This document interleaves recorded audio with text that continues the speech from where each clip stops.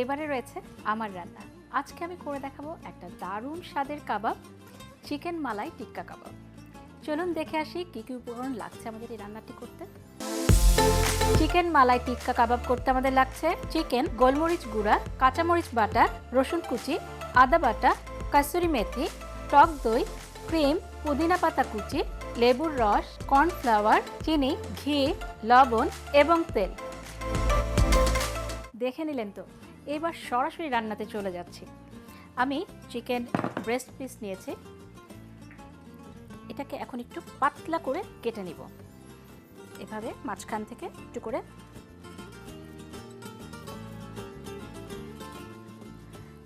ঠিক এভাবে আলাদা করে নিব।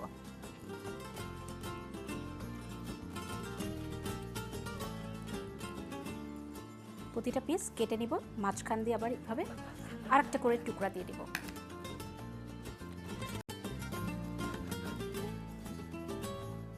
যেহেতু কাবাব, পাতলা করে কেটে নিলে কাবাবটা খুব তাড়াতাড়ি সেদ্ধ হয়ে যাবে আর দেখতেও দারুণ লাগবে। মাঝখানে আমি আরেকটা করে টুকরা দিয়ে নিচ্ছি যাতে একটু ছোট হয়।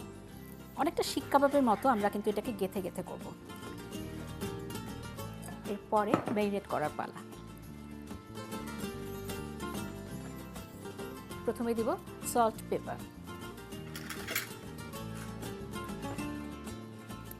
এটা বেসিক ম্যারিনেশন।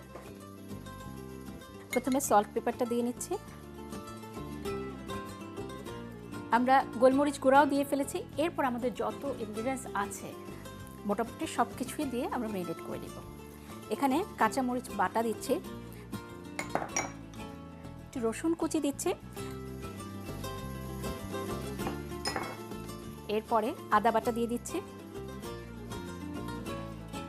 টক দই,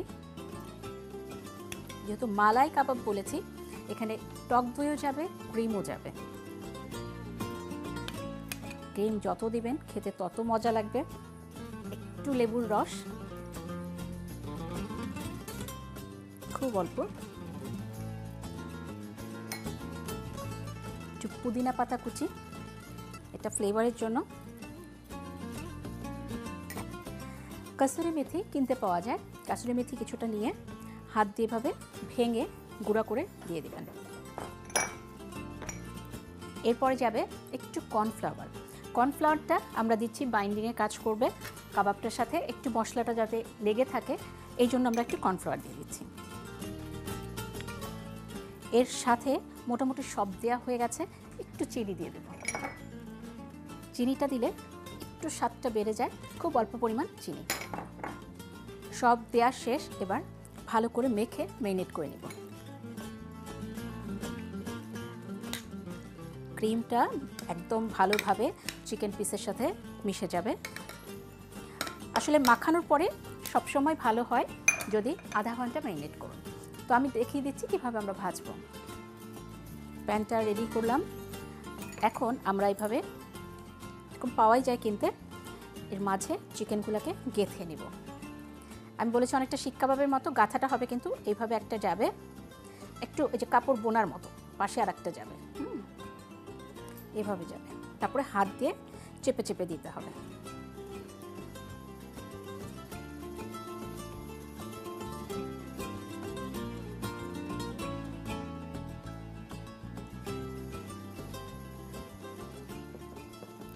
আর এই যে গ্রেভিটা থাকবে, ম্যারিনেট করা মশলাটা, এটাও আমরা কিন্তু ফেলে দিব না, এটা কাবাবের সাথেই ভেজে নিব।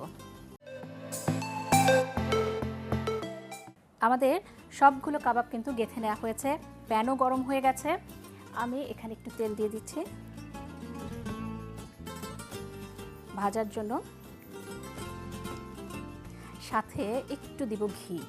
ঘিটা যদি আগে দিয়ে দেই তাহলে হয় কি পুড়ে যেতে পারে, এই ফ্লেভারের জন্য ঘিটা পরে দিব। এরপরে সাবধানে কাবাবগুলো দিয়ে দেব।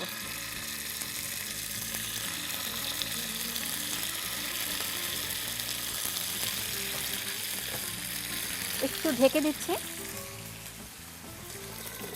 চিকেনটা সেদ্ধ হবে, একটা পাশ লাল হবে, তারপরে আমরা উল্টিয়ে দিব এবং এটা প্রতিটা পাশ কিন্তু ঘুরিয়ে ঘুরিয়ে ভাজতে হবে, না হলে দেখা যাবে এক পাশটা হয়েছে আর একটা পাশ হয়নি। আমি করছি একদম পুরো আমাদের ট্র্যাডিশনাল ওয়েতে, যেটা সাবধানে ঘুরিয়ে দিতে হবে।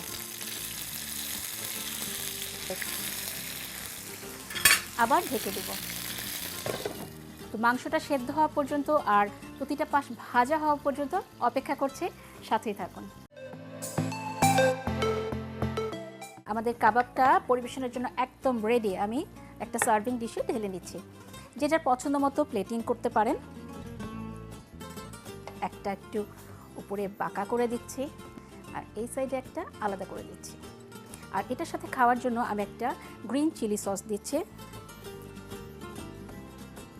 কিছুটা ধনেপাতা কুচি গার্নিশিংয়ের জন্য দিচ্ছি, এবং এটার সাথে খেতেও ভালো লাগে,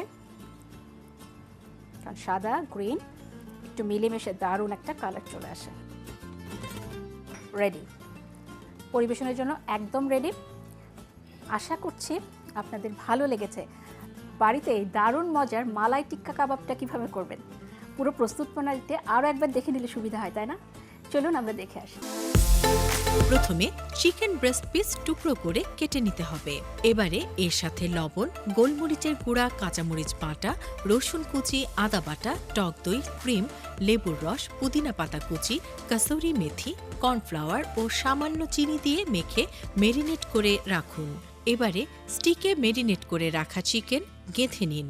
ফ্রাই প্যানে তেল ও সামান্য ঘি দিয়ে চিকেন স্টিক দিয়ে দুপাশ উল্টে ভালোভাবে ভেজে নিন। সার্ভিং ডিশে কাবাব স্টিক ও সস দিয়ে সাজিয়ে পরিবেশন করুন মজাদার চিকেন মালাই টিক্কা কাবাব। দেখে নিলেন তো?